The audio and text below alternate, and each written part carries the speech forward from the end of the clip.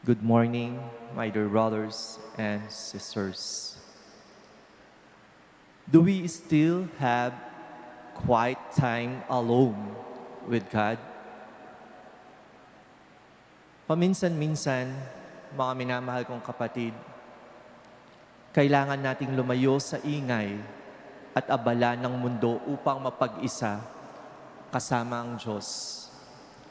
Sa gitna ng ating abalang pamumuhay, walang tigil na mga gawain at nakabimiging ingay ng mundong ating ginagalawan, naghahangad tayo o naghahangad ang ating kaluluwa ng tahimik na sandali sa piling ng Panginoon.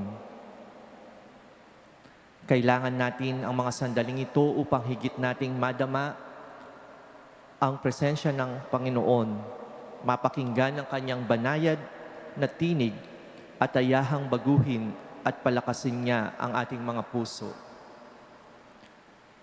Nang mabalitaan ni Jesus, mga kapatid, ang pagkapugot ng ulo ng kanyang kamag-anak na si San Juan Bautista, nagtungo siya sa isang ilang na lugar upang mapag-isa sa panalangin at pagninilay.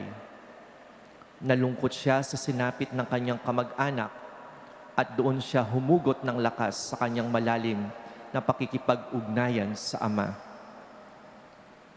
Tignan natin, mga kapatid, mismong anak ng Diyos ay naglaan ng panahon upang mapag-isa kasama ang Ama. Gaano pa kaya tayo araw-araw ay nahaharap sa iba't ibang pagsubok at alalahanin? Hindi ba't higit nating kailangan ang mga sandaling tahimik na kasama ang Panginoon? Mga minamahal kong kapatid, kailangan din nating sandali ang katahimikan at kapayapaan kung saan wala tayong iniintindi kundi ang Diyos at ang ating sarili sa Kanyang presensya. Sa mga banal na sandaling ito, higit nating nararanasan ang Kanyang pag-ibig at naririnig ang Kanyang paanyaya na ilagak ang sa Kanya ang ating mga pasanin. Patuloy tayong inaanyayahan ng Panginoon na lumapit sa Kanya, tayong mga napapagod, nabibigatan at nauuhaw sa Espiritu, sapagkat Siya lamang ang tunay na makapagpapalakas, makapagpapayapa at makapupuno sa ating mga puso. We heard in the gospel, the disciples wanted to send the people away, saying to Jesus, "Dismiss the crowd, for it is already getting late." But Jesus replied, "There is no need for them to go away. Give them some food for yourselves." My dear brothers and sisters, the miracle of the loaves and fish took place. Although there were only 5 loaves and 2 fish, Jesus fed more than 5,000 people, and there were still plenty left over. My dear brethren, how did this miracle happen? It happened because of the generosity and love of Jesus. When we cling tightly to what we have and refuse to share, we limit the good that God desires to accomplish through us.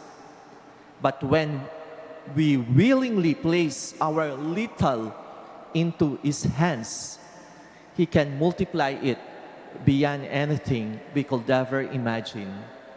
So what seems insufficient to us becomes more than enough when entrusted to Him. So, my dear brethren, Jesus is forever generous and loving toward us.